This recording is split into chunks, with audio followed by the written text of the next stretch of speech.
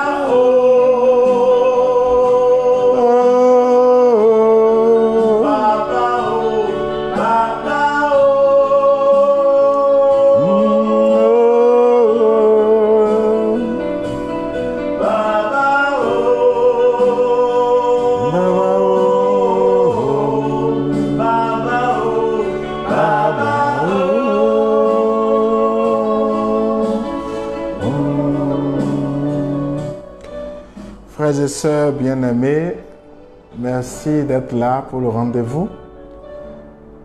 Merci d'être connectés, merci d'être à l'heure. Nous sommes là au nom du Père, du Fils et du Saint-Esprit. Et nous allons répondre aux questions.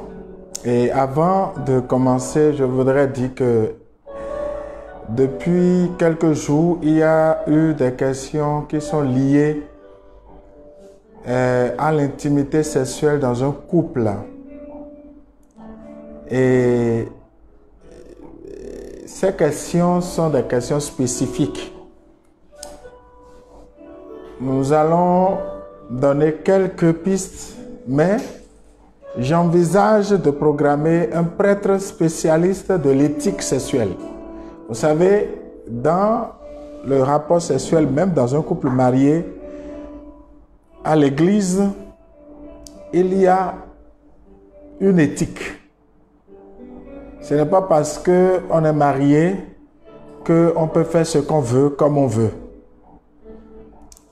Et le mariage n'est pas un certificat, un brevet d'accès au sexe et au plaisir sexuel. Et ce que Dieu nous invite à vivre est plus profond que ce que nous voyons. Ce n'est pas une légalisation du plaisir sexuel au point où on va dire, bon, on a le certificat, on peut faire ce qu'on veut. Si on va au sexe en sortant de son contexte et en sortant de sa doctrine, ce n'est plus une intimité, c'est du désordre. Je disais que dans l'intimité sexuelle, c'est le don réciproque qui fait, s'il vous plaît, c'est le don réciproque qui fait le bonheur. Si le bonheur repose sur le plaisir, il peut avoir des problèmes et il peut avoir des déviations. C'est justement cette recherche effrénée de plaisir ou de bonheur d'origine plaisir qui amène toutes les déviations possibles. Et c'est ça qui est même à la base du fait que deux hommes puissent se mettre ensemble pour dire qu'ils vont se marier, ou deux femmes, parce que on résume la vie à deux au plaisir qu'on peut se donner l'un à l'autre. C'est pas vrai.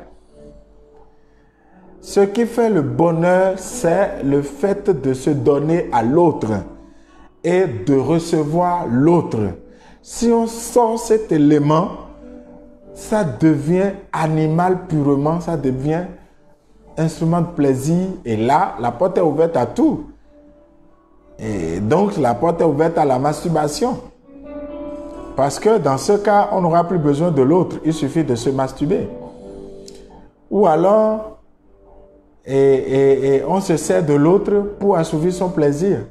Ce qui rend égoïste la chose, alors que le but, c'est de se donner et de se recevoir. C'est pourquoi, symboliquement, lors de la réception des mariages ou même dans le mariage, on montre que l'autre prend sa cuillère, se sert, mais ne se donne pas à manger, mais en se servant, sert l'autre et l'autre aussi prend et le sert.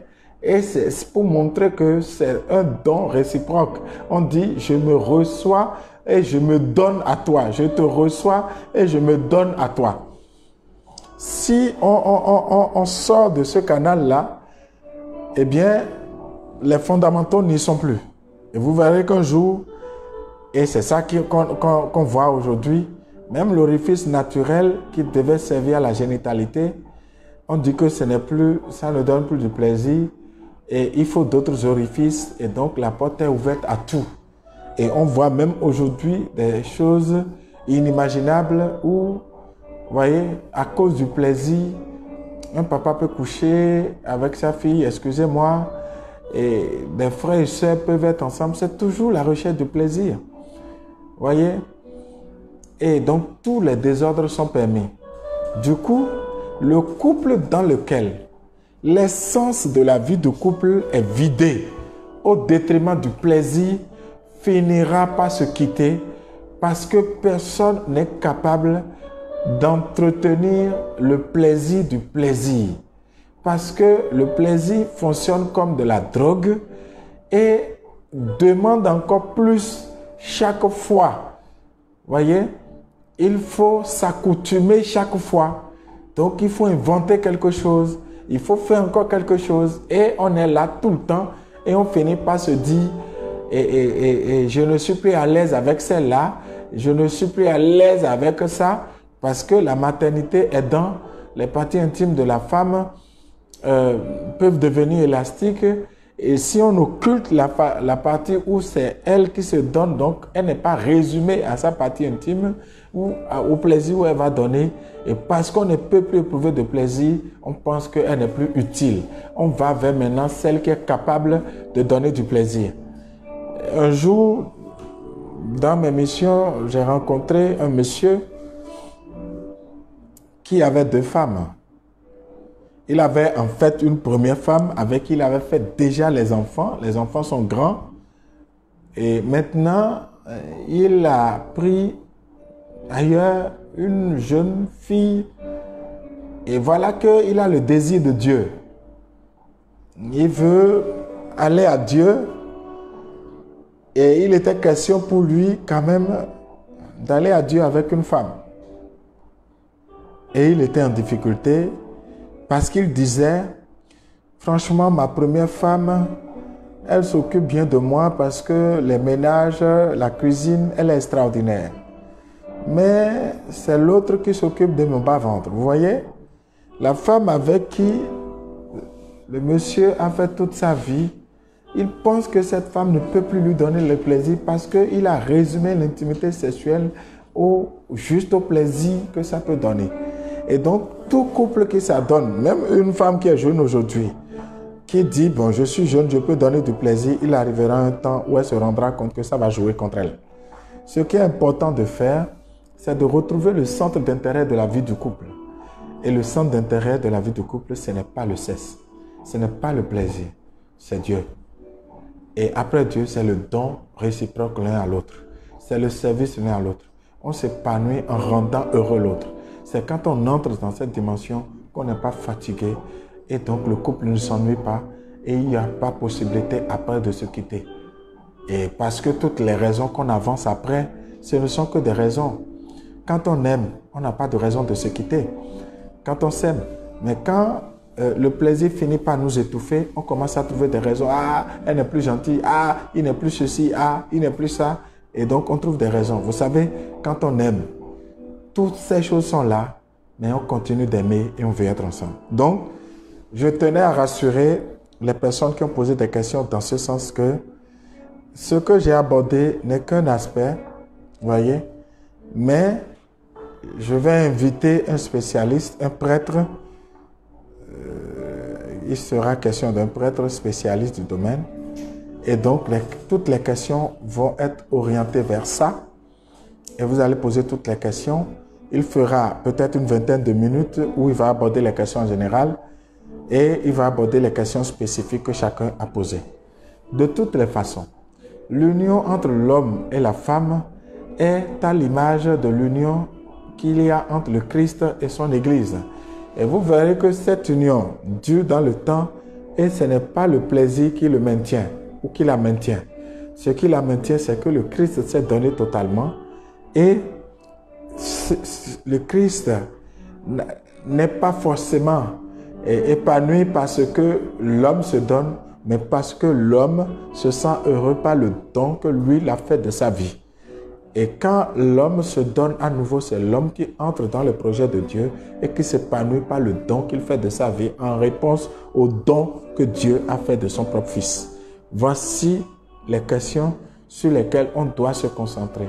Je dois me demander qu'est-ce que je fais tous les jours pour rendre heureux mon épouse, pour rendre heureux mon époux.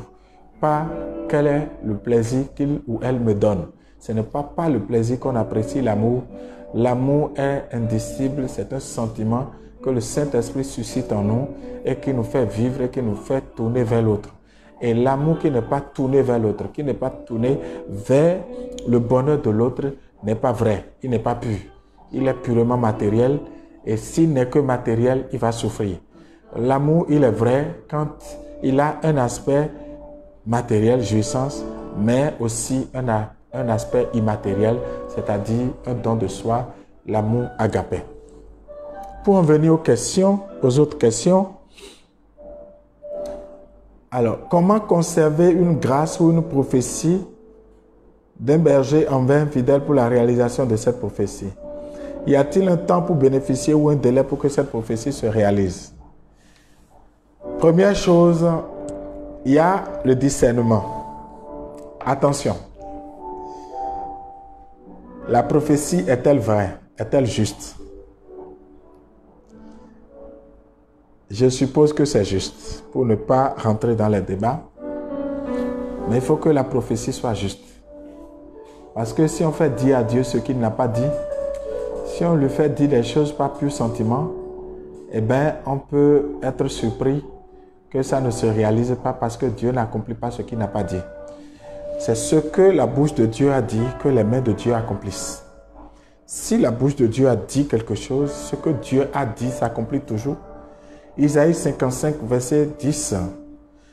Et la pluie qui tombe sur le sol ne peut pas retourner sans avoir fécondé la terre. Il en est ainsi de la parole.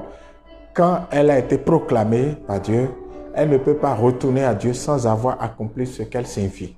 Et donc, frères et sœurs, bien-aimés de Dieu, toute parole qui sort de la bouche de Dieu est toujours accomplie. Mais le temps d'accomplissement, c'est le kairos, c'est le temps qui appartient à Dieu. Et donc, il n'y a pas de délai parce que le délai dépend de Dieu. Souvenez-vous, quand Jésus parlait de la fin des temps à ses apôtres, ils lui ont dit de dire le délai. Il a dit, il ne m'appartient pas de fixer le temps parce que le temps appartient au Père. Et donc, Dieu est souverain et c'est lui qui détermine le temps. Mais en même temps, la prophétie peut être accompagnée d'un délai. Le Seigneur peut donner la grâce d'un délai. Les 3 personnes qui sont venues rendre visite à Abraham ont dit, l'année prochaine, à cette heure-ci, ta femme aura accouché. Donc, cette parole est accompagnée d'un délai. Vous voyez? Et quand Dieu parlait à Abraham, il lui dit, ta descendance ira faire l'esclavage pendant 4 siècles. Et après ça, ils vont retourner. C'est un délai. Ça m'a rappelé cette sœur à qui nous avons dit, quand elle est venue nous voir, alors qu'elle était à la recherche d'un enfant et qu'il y avait des faux prophètes qui lui prenaient de l'argent pour dire qu'ils allaient faire quoi que ce soit, alors que leur solution n'était pas du Christ, leur solution n'était pas de Dieu. Quand j'ai écouté cette sœur et que nous étions en train de lui parler, l'intuition nous est venue de façon claire, de lui dire, ma sœur, il faut que tu retournes dans la prière, dans la confiance en Dieu. Et s'il plaît à Dieu, avant 3 mois, tu auras conçu. Et avant les 3 mois, elle a conçu. Elle a accouché d'un garçon. Elle a accouché d'un garçon qui vit aujourd'hui. Son ménage s'en est trouvé renforcé. D'ailleurs, ils étaient sur le point de divorcer. Aujourd'hui, ils sont mariés civilement. Et je rends grâce à Dieu pour eux parce que leur processus en cours pour le mariage religieux. Et donc, voilà la forme de prophétie. Mais quand la prophétie n'est pas datée, parce que Dieu est libre et souverain. Quand il ne dit pas dans tel délai et qu'il a donné une prophétie, celui qui a reçu la prophétie, il y a une onction qui accompagne la prophétie et tant que le délai ne s'est pas accompli, la prophétie n'arrive pas. Je prends pour exemple, vous savez, quand Dieu lui-même a rencontré Abraham, il lui a dit, je te donnerai une descendance. Mais ça s'est accompli 25 ans après. Ça s'est accompli 25 ans après. Et pourtant, c'est Dieu lui-même qui a parlé quand il est entré en alliance avec Abraham. Au point où, sur le chemin, Abraham était fatigué et se disait, ce truc ne se réaliserait pas. Dieu a dit, non, non, non, ça va se réaliser. Et donc, chaque chose se réalise en son temps. Ce que celui qui a la prophétie, quand elle est de Dieu, doit faire, c'est de saisir la parole, de tomber enceinte de la parole, d'avaler la parole, d'y croire jusqu'à ce qu'elle se réalise. Le problème que nous avons souvent, c'est que nous n'y croyons pas jusqu'au bout. Nous croyons pendant un temps et nous rentrons dans le doute pendant un autre temps. Et il n'est pas rare de voir quelqu'un qui a déjà une prophétie, une parole de Dieu sur un fait, reprennent encore des neuvaines et des situations de prière par rapport à cette même chose. Peut-on être en train de demander à Dieu quelque chose qu'on a déjà obtenu? De toute façon, Abraham n'a pas dit à Dieu, donne-moi un enfant. Il a dit, cette affaire est trop longue, il vaut mieux que tu bénisses Ismaël. D'ailleurs, ça paraissait tellement long que Sarah a demandé à Abraham d'aller faire un enfant avec Agar, les servantes. Et pourtant, la promesse de Dieu est allée jusqu'au bout, elle s'est accomplie et Isaac est le fils de cette promesse. Et donc, c'est de garder la parole et de savoir que Dieu n'est jamais en retard, c'est l'homme qui est pressé. Dieu accomplit sa parole en son temps. Et quand les temps de Dieu s'accomplissent, il n'y a plus de débat, il n'y a rien qui arrête Dieu. Je l'avais dit dans mes précédentes interventions que quand on dit les temps sont accomplis, quand le kairos est là, c'est fini. Quel que soit qui est là, quel que soit ce qui va se passer, le temps accompli fait accomplir les prophéties, la parole de Dieu. D'ailleurs, Habakkuk a dit, même si elle tarde, attends quand même, parce qu'elle finira par s'accomplir. Donc, patience, il faut attendre. C'est l'impatience qui nous tue. Et l'impatience est la manifestation du manque de foi. Celui qui croit en Dieu, ce n'est pas qu'il croit que Dieu existe, non.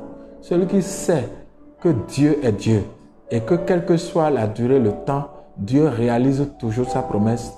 Il attend la promesse de Dieu qui finit par se réaliser. Et donc, il s'agit de saisir la promesse, de vivre de la promesse et d'attendre la promesse. Alléluia. Alors, nous avons parlé de l'épargne. En parlant des vaches maigres et des vaches grasses. Et donc, la sœur Gladys nous dit, si un frère ou une sœur est dans un besoin urgent, est-ce que je vais croiser les bras et ne pas lui venir en aide?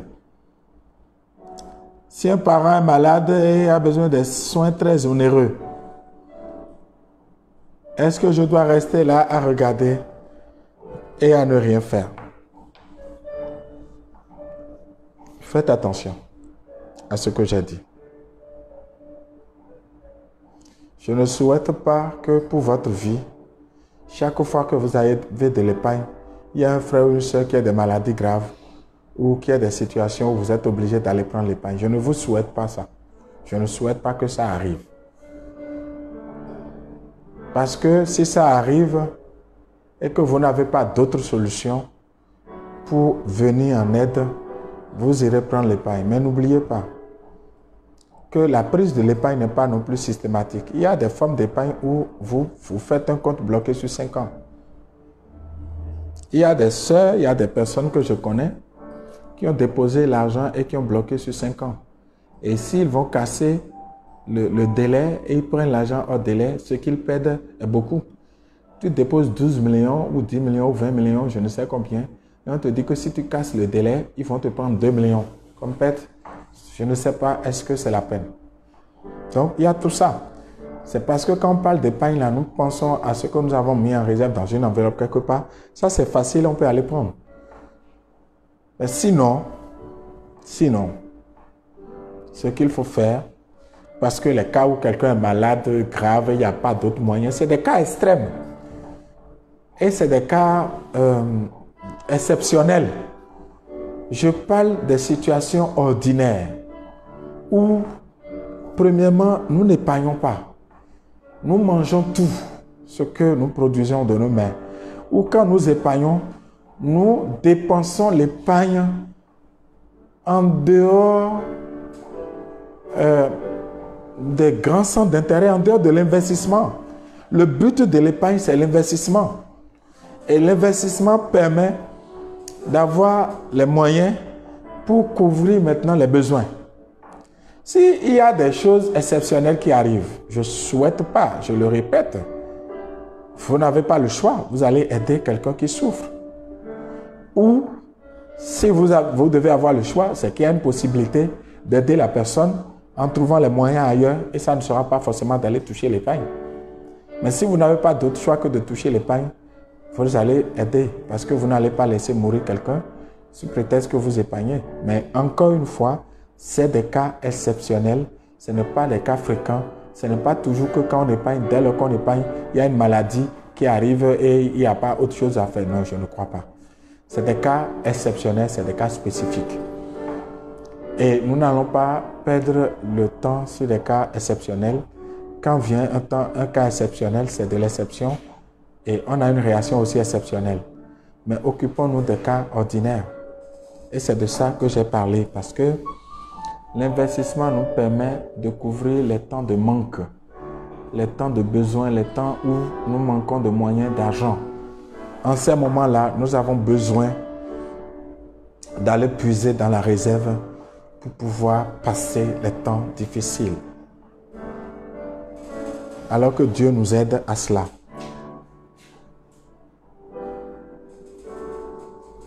Je veux répondre à la question: comment guérir définitivement et réellement des blessures intérieures? Frères et sœurs, bien-aimés de Dieu, les blessures intérieures, c'est les blessures de l'âme.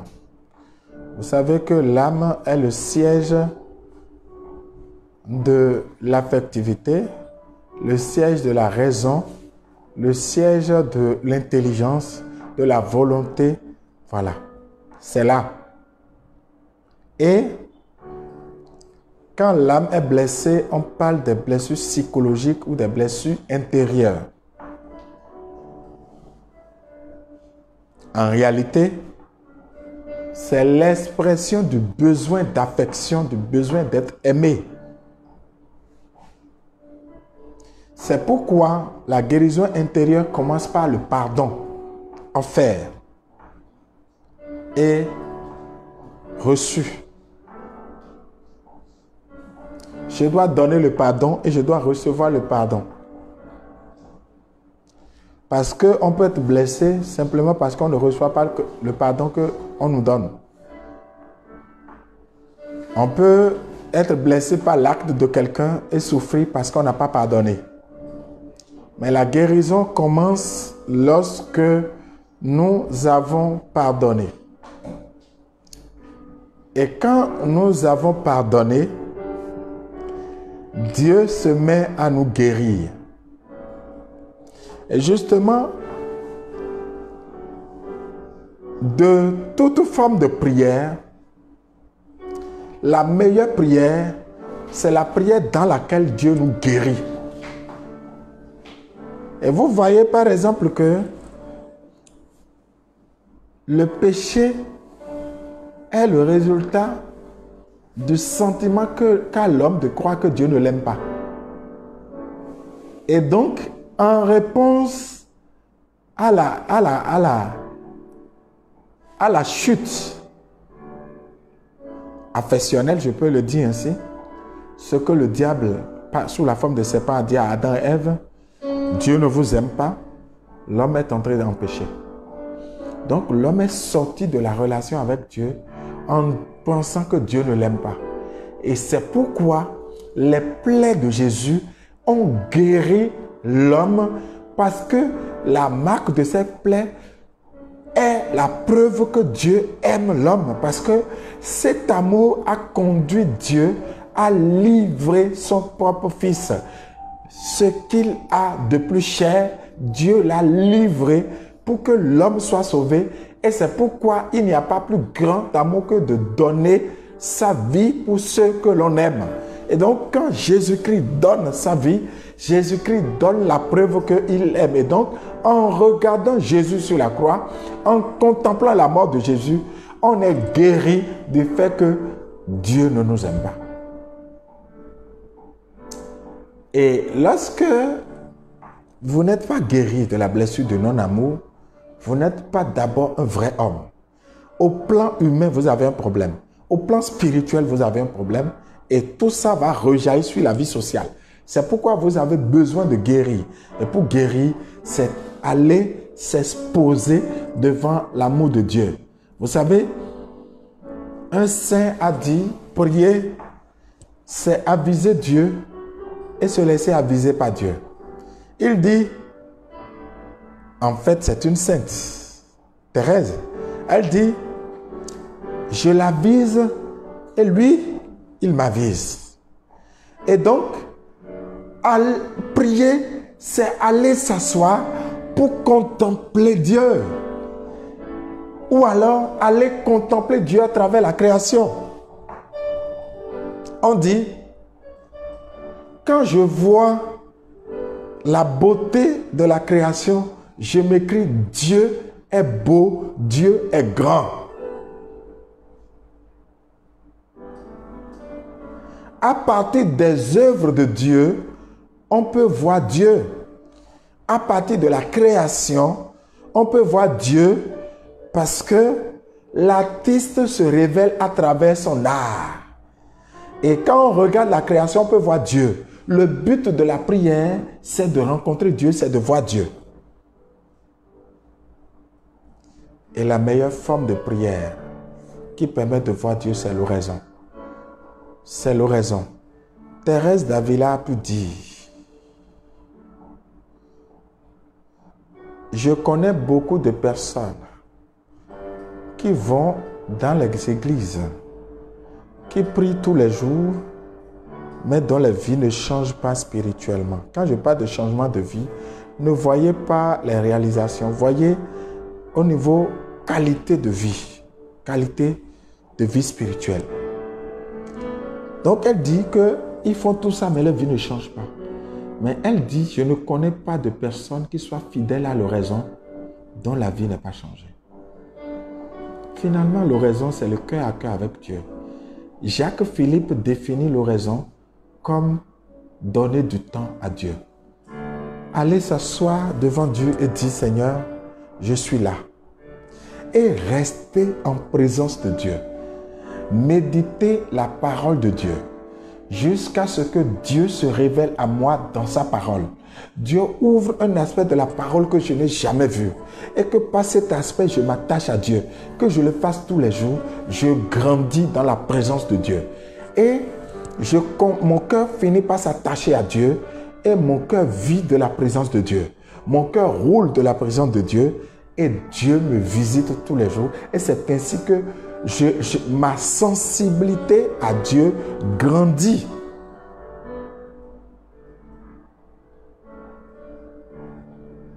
Alors, la personne qui dit c'est quoi faire une oraison, je viens d'en parler. Vous savez, c'est une école, l'oraison. Mais ce que je vous recommande, c'est de définir 20 à 30 minutes par jour où vous asseyez devant Dieu. Le but pour vous, ce n'est pas d'aller entendre une voix. Le but pour vous, ce n'est pas d'aller parler. Le but, c'est d'être là, en présence de Dieu. Dans le silence, à travers la lecture de la parole de Dieu. Ou à partir d'une phrase, d'un mot qui nous a touchés dans cette lecture, on reste en présence de Dieu. Prier, c'est rester en présence de Dieu. C'est pourquoi, vous voyez dans le Jean 15, Jésus a dit, vous m'obéirez si vous demeurez dans mon amour. En fait, c'est demeurer dans la présence de Dieu. C'est quelque chose d'extraordinaire. C'est quelque chose de magnifique. C'est quelque chose qu'on ne peut pas décrire. Parce que plus rien n'a plus de sens pour vous. Plus rien n'a plus de valeur pour vous. Plus rien. En fait, vous ne cherchez plus rien. Voyez, vous rejetez tout. Vous faites l'expérience que Pierre, Jacques et Jean ont fait sur le mont Tabor dans la transfiguration quand ils ont dit, Seigneur, il est bon que nous soyons ici. D'ailleurs, généralement, quand on commence 20-30 minutes, on commence à ne plus... 30 minutes finissent par ne plus nous suffire. On va à 45 minutes, 1 heure. On finit par durer dans la présence de Dieu. Finalement, on finit par prier sans cesse. C'est-à-dire, même en travaillant, même en faisant autre chose, on fait tout dans la présence de Dieu. Et c'est là le but de la vie chrétienne.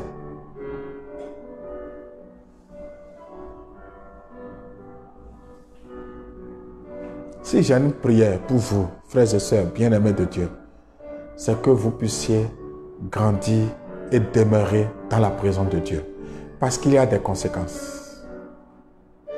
Votre aura de sécurité s'agrandit.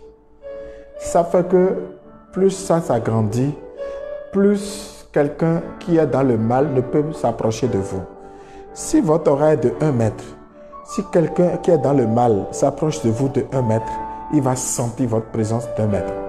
Vous voyez que quand Jésus apparaissait dans les milieux, dès qu'il apparaît, les esprits commençaient à crier et à dire que nous veux-tu, fils de Dieu, parce que Jésus est saint. Et vous voyez que il y a un serviteur de Dieu, le Père Tardif, de vénérée mémoire. Et la grâce de Dieu était extraordinaire sur la vie de Tardif.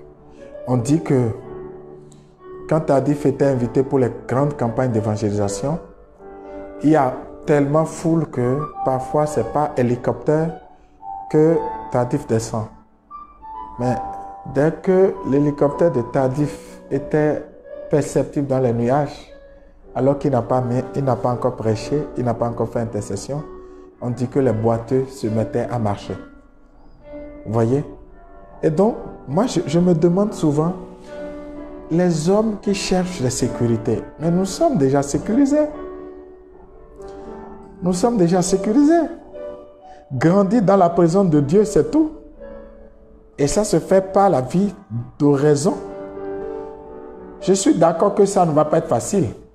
Rester fidèle à l'oraison, ce n'est pas quelque chose de facile. Mais si tu te bats et que même en chutant, tu te relèves et tu reprends, tu repars, je te dis, ta vie va être extraordinaire. Et s'il y a une grâce que je demande pour quelqu'un ce midi, c'est cette immense grâce d'oraison. Que la puissance de la prière d'oraison visite tous ceux qui nous écoutent maintenant, qu'ils deviennent des personnes qui entrent en oraison dès qu'ils prient, qu'ils entrent en présence de Dieu. Comment ne pas parler de notre saint patron, Saint Jean-Paul II? Tellement il était grand dans l'oraison que quand il entrait en prière, on ne pouvait pas définir le temps où il sort. Ce qui fait que les protocoles de Jean-Paul II avaient beaucoup de problèmes. Parce que quand Jean-Paul II croisait un tabernacle, le tabernacle c'est le lieu où les réserves eucharistiques sont déposées. Quand Saint Jean-Paul II s'agenouille, on ne sait pas quand est-ce qu'il va se lever. Parce qu'il s'abîmait complètement. Ce n'est pas étonnant que sa vie ait été aussi extraordinaire, aussi bouleversante, qu'il ait accompli tant et tant d'œuvres. Et vous voyez, bien-aimé de Dieu, et le monsieur Ali, je ne sais pas prononcer son nom, Ali Akza, qui a tiré sur le pape, il a écrit un magnifique livre. Je devais tuer le pape. Vous savez qui s'est converti à la foi chrétienne? Comment vous pouvez, quelqu'un qui est tireur d'élite, parmi les tireurs d'élite, on le sort de prison par des mécanismes qu'on ne sait, pour venir vous tuer. Il a tiré, lui-même dit, comment, je ne comprends pas comment la balle n'a pas pu vous atteindre pour vous tuer. Et il finit par se convertir à la foi chrétienne. Il voulait même devenir prêtre. C'est parce que son âge était avancé. Allez chercher son livre, vous allez constater de quoi je parle. Mais comment votre vie peut impacter quelqu'un à ce niveau si vous n'avez pas une grande présence à Dieu? Oh, bien-aimé de Dieu. Le pape s'abîmait. Et ça m'a rappelé cette anecdote racontée souvent par Pépé Jean Pliat, paix à son âme. Et il avait été invité au synode africain, je crois en 1994. Le pape Jean-Paul II était là et l'un des enseignants s'appelait Jean Pliat. Quand Jean Pliat finit d'intervenir, le pape l'invite dans sa résidence privée pour déjeuner, sûrement. Lui-même racontait. Et quand ils sont rentrés dans la résidence du pape, quand lui il a vu le tabernacle, il a fait la genuflexion, il est passé. Quand le pape est arrivé là, le pape s'est abîmé. Lui il est de l'autre côté, il attend, le pape ne vient pas. Il attend, le pape ne vient pas. Il se dit, mais est-ce que le rendez-vous tient toujours? Il dit, oui, il tient. Il revient sur ses pas et il voit le pape couché, complètement abîmé dans l'oraison. Quand je parle d'oraison aux frères et sœurs, les gens croient que c'est pour aller écouter des paroles mystiques pour aller recevoir des révélations, non. C'est pour grandir dans la présence de Dieu. Le pape s'abîmait. C'est la grâce que je nous demande. Parce que c'est un grand saint. Et je dis que nous n'avons pas fini de le découvrir. D'ailleurs, le procès de béatification, elle est ouvert pour ses propres parents aujourd'hui. Ses parents, les parents du pape Jean-Paul II, pourraient être béatifiés, voire canonisés. C'est un grand. Mais sa grandeur est liée au fait qu'il s'abîmait dans la prière. On en a vu déjà à l'image des saints Jean de la Croix, qui sont docteurs de l'Église, des saintes Thérèse d'Avila et de beaucoup d'autres saints qui s'abîmaient dans la prière. C'est ça la prière. Je vous recommande de passer des prières à la prière. Si vous continuez de faire des prières, la multiplicité des prières, vous êtes encore à la maternelle de la prière. Je vous recommande de commencer à passer au CI pour espérer aller au CM2, voire aller à l'université de la prière. C'est la vie orante. Que Dieu vous en accorde la grâce. Amen. On va chanter un peu.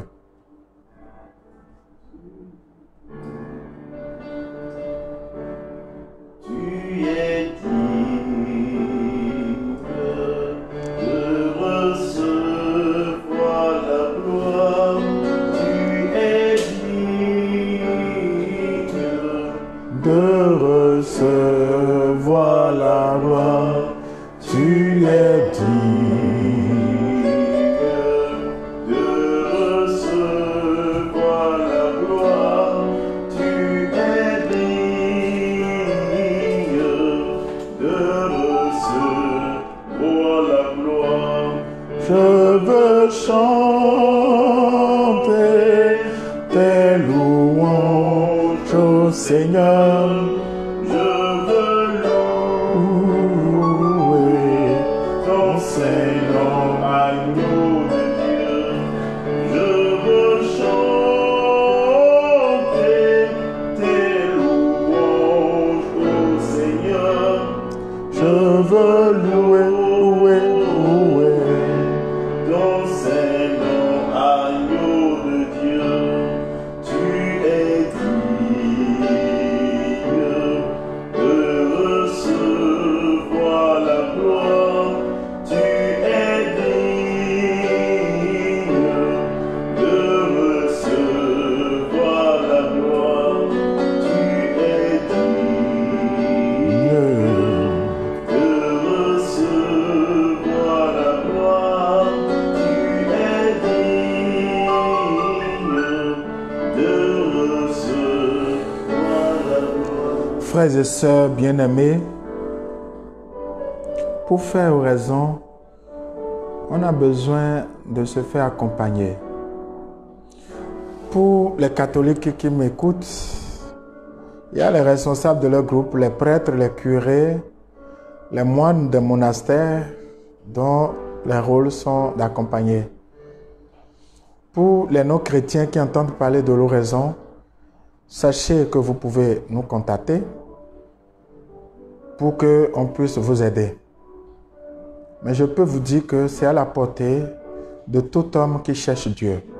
Si vous êtes un chercheur de Dieu, vous avez besoin de faire oraison parce que c'est là où Dieu se révèle à vous. Pas en venant vous parler tous les jours. D'ailleurs, Dieu ne parle pas beaucoup. Mais en étant là. Et vous savez, là où il y a Dieu, il y a la joie, il y a la paix. Le défi du peuple de Dieu dans le désert était de s'habituer à la présence de Dieu, non pas physique, mais spirituelle. Ils ont souffert parce qu'ils étaient habitués à voir les Égyptiens qui avaient représenté leur Dieu partout. Que le nom de Dieu soit béni pour ce temps que nous passons. Amen. Que le nom de Dieu soit béni. Et si il y a un vœu que je vous fais en ce jour où nous préparons la Pentecôte, je demande au Saint-Esprit d'accorder à tous ceux qui cherchent Dieu la grâce d'une vie, une vraie vie d'oraison. Et quand vous l'avez, vous voyez, les blessures intérieures sont guéries parce que votre cœur s'ouvre. C'est vrai que quand vous entrez dans l'amour de Dieu, vous avez peur. Parfois, vous pleurez. C'est normal. Mais insistez, persévérez et allez jusqu'au bout. Que Dieu vous bénisse. Et je vous rappelle que vous serez informés et du prêtre qui va recevoir la question sur l'éthique dans l'intimité sexuelle. Et le rendez-vous sera pris et il sera là pour répondre à vos questions. Quant à moi, je vous dis bon après-midi à chacun.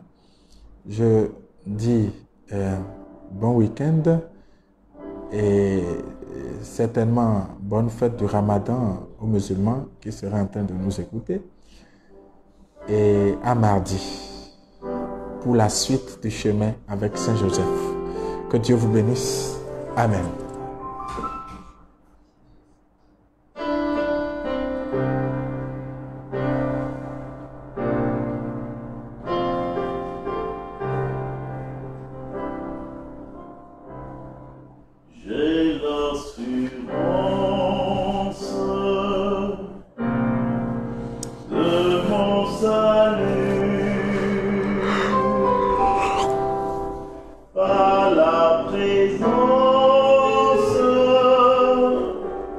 Du Seigneur Jésus, oh, son sang m'a lavé,